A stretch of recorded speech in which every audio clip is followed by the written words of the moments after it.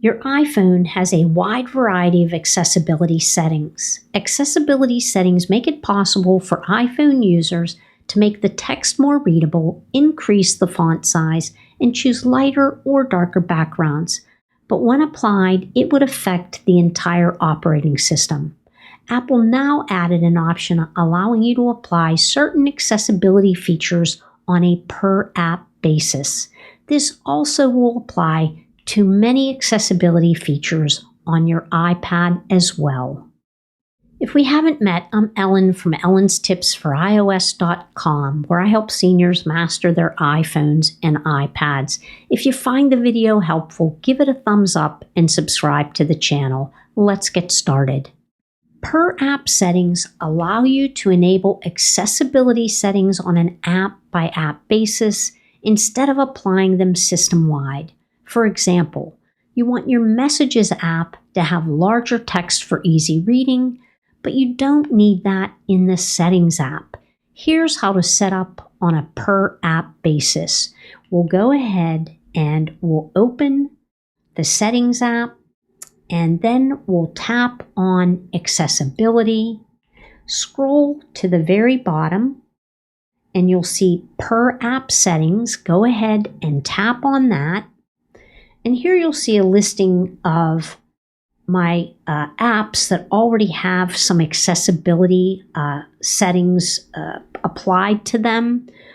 But what we're going to do is we're going to tap on Add an App.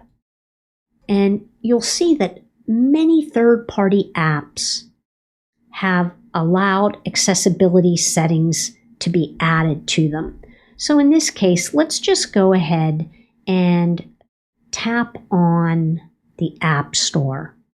So I'm going to tap on the App Store. It adds it to my per-app settings, and now I'm going to tap on it. And right now, it's using the default settings that I already have set up in the accessibility area, but I'm going to go ahead and I'm going to just tap on bold text, and I'm going to turn that on. I'm going to tap on the back arrow where it says App Store. I'm going to go ahead and tap larger text, and I'm going to go ahead and just bring it up a few notches so that you can really see it when it's applied. I'm going to go ahead and tap on the back arrow where it says App Store. I'm going to tap back one more time, and I'm now going to swipe out of the accessibility settings. Let's come in to the App Store, and it should be applied immediately. So I'm going to tap on App Store, and you can see that the text has been bolded and it's been enlarged. Let's go back now into the accessibility settings. So all I'm going to do is I'm going to swipe halfway up my screen to come into the app switcher, and you'll see the Settings app is opened and it's already on the per-app settings. So I'm going to go ahead and click on that, and you can enable, disable, and adjust any of the accessibility options to make the app more accessible for you to use. So if I wanted to edit this, I could go ahead and tap Edit in the upper right corner, and now I have the option to delete any of these apps that I want to.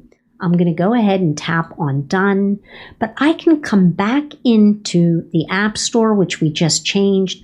I can make more changes to it, so I can reduce motion, change the text size, increase contrast, and many other options are available.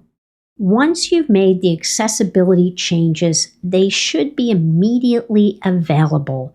And you could see that when I made those changes in the App Store and we opened the app. But if you open the app and you don't see the change, go ahead and force quit the app to reopen it.